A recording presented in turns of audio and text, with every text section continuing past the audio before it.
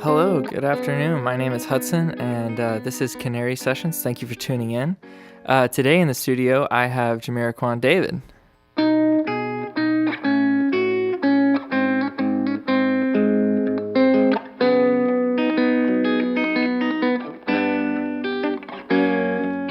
If we are all one, are we all alone between moon and sun, trapped on this blue stone? No, the soul was never within, was never without. Oh, the soul was never within, was never without.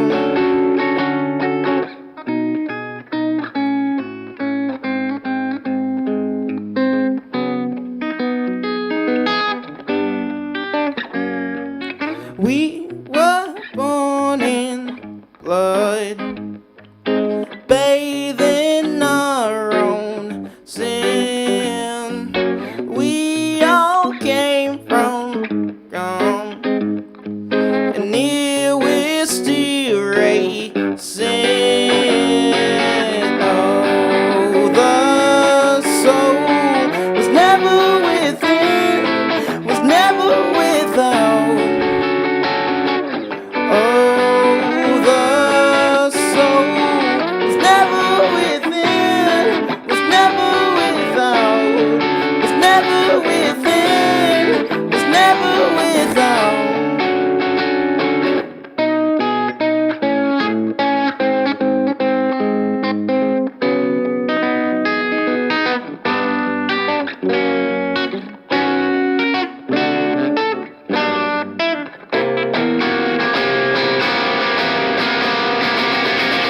Oh, the soul was never within, was never without. Oh, the soul was never within, was never without, was never within, was never without, was never within, was never without, was never within, was never without, was never within, was never without, was never within, was never without, was never within, was never without. So, can you tell me a little bit about yourself? Tell me a little about your background, where you're from. Yeah. I was born in Wilmington, North Carolina, by the coast. Um, I started playing music. I actually started with the piano when I was about like 9. I gave up on it pretty fast. And then I got interested in drums, so I started begging my parents for a drum set. They said you can't turn down drums.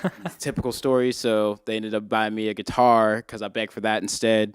I got interested in that because I started playing like the Rock Band games and like Guitar Hero and stuff. So I was like, man, it'd be really cool to actually do that. So I just got a real instrument and just started practicing and learning songs from like I learned from songs from the games and stuff. And then I'd be like listening to the bands from that and be like, man, these bands sound really cool. I'm going to listen to more of that music. And then started learning a bunch of different music, getting to other different bands, learning more guitar. Then I ended up going to an early college for high school where I started doing classical guitar and just started picking that up. It was also like a big jazz teacher, so he put a lot of jazz knowledge inside of me too.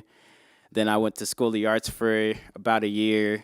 And then after that, I just kind of started living in Winston-Salem and just like playing in bands. Got one main band called Space Cadet Orchestra. Yeah, can you tell us a little bit more about Space Cadet Orchestra and what that's about? Yeah, Space Cadet Orchestra basically started off with me just like with songs that I had recorded myself by myself in my like bedroom or whatever, and I just ended up rejoining with one of my friends from School of the Arts, and we wanted to start a band together. So me and his girlfriend started a band, and I basically took the role as like the main songwriter and lead guitarist and singer, and we kind of have like this. Some people describe it to me as like jazz with like a punk type of vibe to it. I don't really know how to describe it myself, but that's kind of thing I get from it a lot. Yeah, that's cool. That's cool. So you've got a second song coming up. What's the name of that song? The second song is called "Disappointed Disappear." It's kind of the title. I did not realize that it was a lyric from a Smashing Pumpkins song until after, and I've listened to that song so many times. But yeah, The Smashing Pumpkins are so good. Yeah, it's one of my favorite bands. Have you seen that article where Billy Corgan he said that paint color is like it affects the tone. It's like not like the lacquer or anything. He like talks about how the paint color affects the tone. That's crazy. I don't know anything about that, but maybe. I don't know. He's a really eclectic dude. Yeah, he's definitely out there. Well, awesome. Go ahead and go into your second song. All right.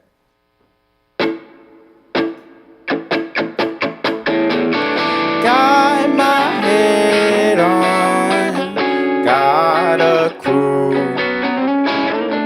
got no reason to stay mad at you.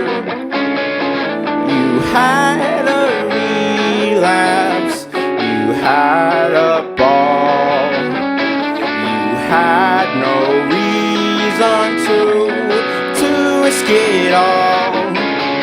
Yeah, you gave your best.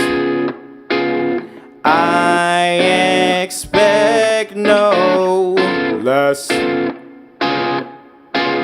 The old college try. There's a reason why you're still here. You're still here. You're still here. You're still here.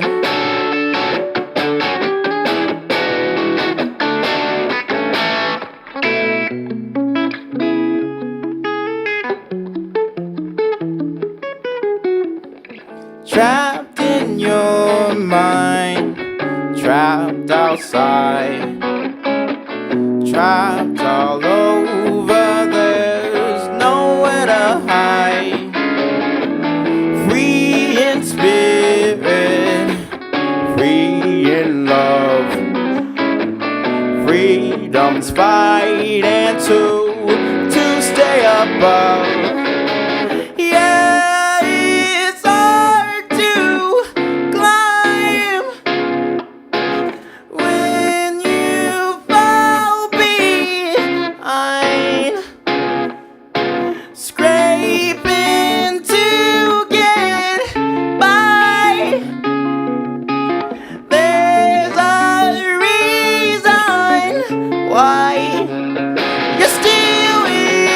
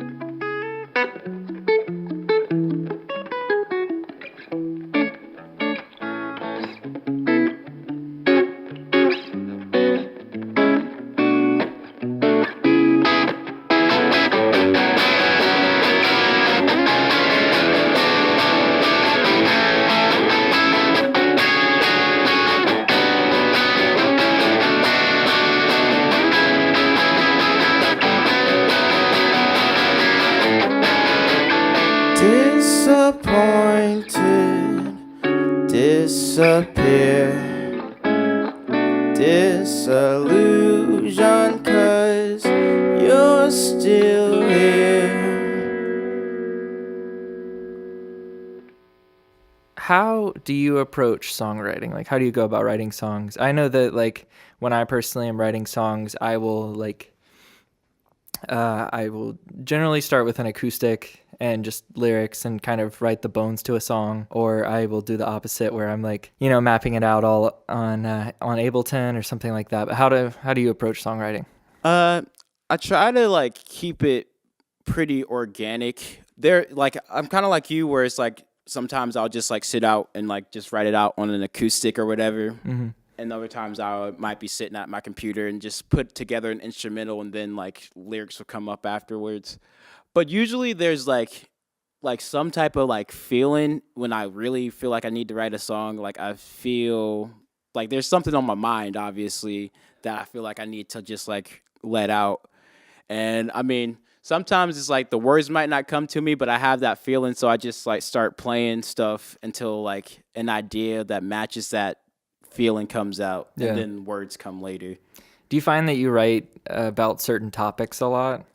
Like, I don't know, girls breaking your heart, or you breaking girls' hearts, or like politics, or what do you think you write about the most? For me, like it's usually a lot of my songs are me telling myself something, like me like kind of criticizing myself a lot of times, I guess, or You say like criticizing?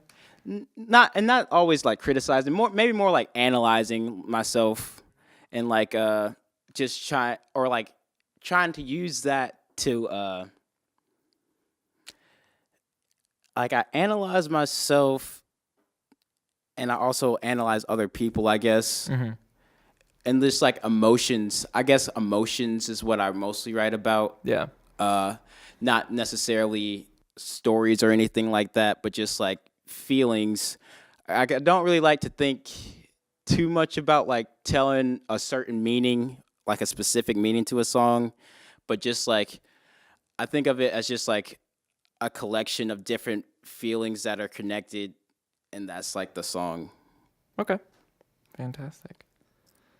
All right. Who would you say that your biggest influences are? All right, obvious. I'll get out the way. Jimi Hendrix is like one of my biggest guys right there, just because he could do all that stuff, and he was like he just like understood music in like a way that I don't really know a lot of people that do understand it in that way, and I don't really understand it in that way either. But he just had such a control over sound. And then another one is Nirvana. I used to listen to a lot of Nirvana when I was in high school, Yeah. so like I got like a lot of that like grungy type of stuff in me. And then like Jeff Buckley is another big influence that I have, just because of his voice is like God to me, and then like he just has such a. I mean, he would just say after interview, like I read this one interview where he said that he felt like embarrassed after shows because he just like poured his heart out in front of the stage, but I felt like to me that was like such a beautiful thing, and it was like, yeah, that's what I want to do. I want to like just like let it all out, and just like be in the moment and give people an experience, even if I'm like saying something that to me might be an embarrassing thing. I mean, they don't know that it's actually me or not, and they might not even know what the lyrics mean at all, so it doesn't really matter. Honestly, that's the truest art form, when you're just out there on stage pouring your heart out and offering all you have. But yeah, that's great, man. So what's the weirdest show you've ever played? The weirdest show I ever or played? like worst, or like something really strange happened at it, or something like that. There's this place called it's like this house, basically like a hippie commune almost type place, Yeah. where they have like parties and stuff. And like our band played our first show there, and like they had this like weird mushroom tea, and I drank some of it before the show, and it was it was fun. It was a lot of fun. It was crazy though, and I don't know. It was just weird. It's hard to actually remember a lot of it now that I think about it. I mean, it was mushroom tea, you know. Yeah. So it was a very very weird experience. But that was probably one of the most fun weird shows I think. I mean, bad shows. I've definitely had like there was one bad show where they double booked us, so there was like 5 metal bands playing before us. Oh no! And like we're like this like artsy jazz rock band or whatever. Yeah. So it was like that was pretty awkward, and we played last too, so everybody had left by then because they came for the metal show. So. There was a show that me and one of my first bands we played at this place called Tremont Music Hall, and it was in Charlotte, and I think it closed down probably maybe 3 or 4 years ago. It was a cool venue, but it was kind of sketchy at the same time. But it was, you know what I'm talking about? Yeah. And we were like this indie rock band, and we were in the midst of just all of these crazy heavy bands. Yeah. And it just felt like we got shafted really bad because we had like come to, I don't know, maybe gain a Facebook like or something like that, and maybe pour our heart out on stage, and everybody left, Yes. So it's a really strange experience when that happens, but those shows are just the weirdest. Yeah, it's weird. It's like, why did you even book us? Did you not? I don't know. But it still turned out okay. Everybody left, but we still played. We got paid. Yeah. But we had to split it 6 ways, so it wasn't much. Yeah. But still fun.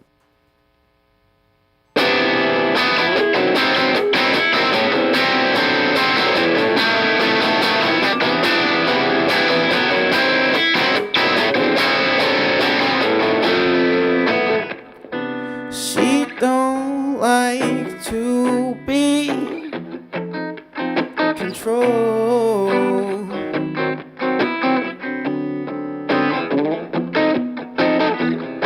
It does damage to a soul.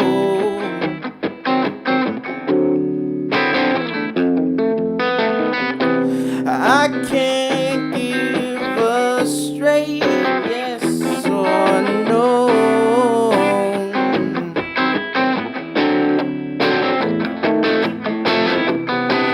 'Cause I can't see how both could go.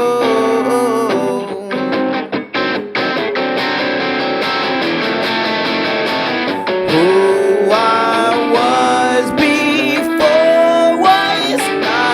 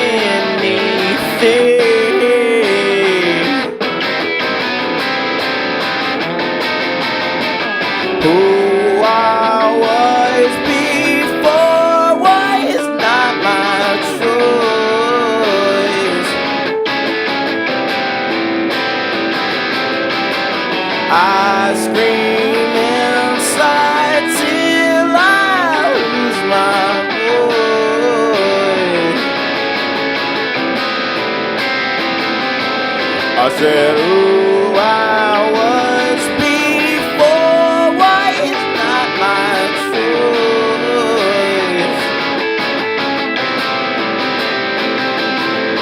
Yeah, I scream inside till I lose my voice.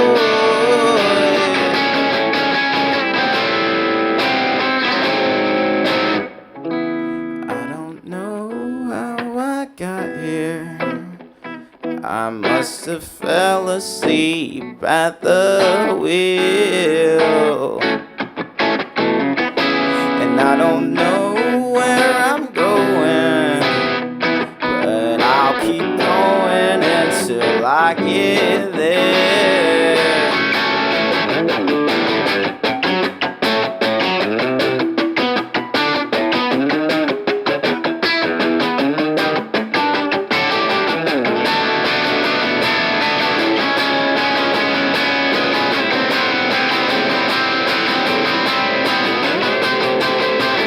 Who I was before was not my choice.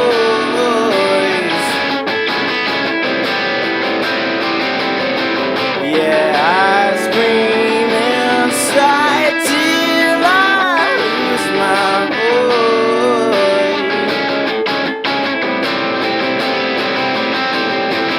Good times sway minds until I forget.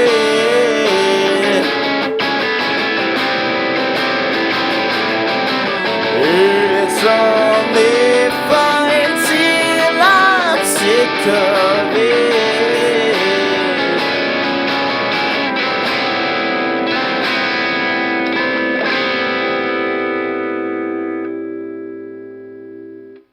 Let's do one more question. Okay. What is your favorite kind of guitar? Brand or just like? Just like what you feel most comfortable with, like brand or, model or whatever. Well, I love playing classical guitars, just because that's something that I've spent a lot of time doing, and it's kind of nostalgic for me. And I write a lot on my classical guitar, even though I'm not playing a lot of classical music anymore. But I do also love my Strat, and I will play that. I play it every day, so that's like also my baby. So like between Strats and classical guitars. What an interesting combo. Yeah. Is it a Mexican Strat? The one that I have right now is actually just like a cheap Chinese Squire Strat, but it still does the job. Yeah. I mean, and it feels like a Strat, but you can tell it's the Squire. I used to have a Squire Strat, and it was like all white with a rosewood fretboard, and I think it was made in the 90s, and it was Chinese, and if you looked at it, you wouldn't think very much of it, but it was one of my favorite guitars, and it played really well. Like, they're very hard to find, but you can find a Squire that plays well. Right, yeah, I got lucky with that because like my Squire plays really well. I mean, it's like I could definitely tell how it could be better, but like as far as what I need right now, it does everything I need it to. That's all you need, man. Yeah. I like your guitar right there. Can you tell us a little bit more about it? Yeah, this is Yolana Iris. It's like a Czechoslovakian guitar. I found it online. Just found it on, I think it was like reverb.com or something like that. And yeah, it's pretty cool. It has like this little contraption right here. You unscrew the strap part, and there's like a little screw where you can like, adjust all your stuff with. I don't know why that never caught on. But. That's so interesting. Oh my gosh. Yeah, those guitars are really funky. Yeah, I just mainly got it because it was like it looked like some type of messed up, like if you put a Telecaster through some type of like weird trash can. I don't know. Oh man. Well, Jaemeraquan, thank you so much for coming on. This has been the first episode of Canary Sessions, so we'd like to thank you for joining us. We'd like to plug Heyday Guitars. They're a fantastic little shop on 414 Brookstown Avenue in Winston-Salem. They've got all these awesome vintage guitars and amps, and it's always just a great time coming in here and talking to Michael and just getting a little bit of history on each of these guitars. So definitely come check it out. It's a really cool place. If you like what you saw today or like what you heard, please subscribe and hit that little bell at the bottom of the screen to get updates and more Canary Sessions. And see you next time. Thank you.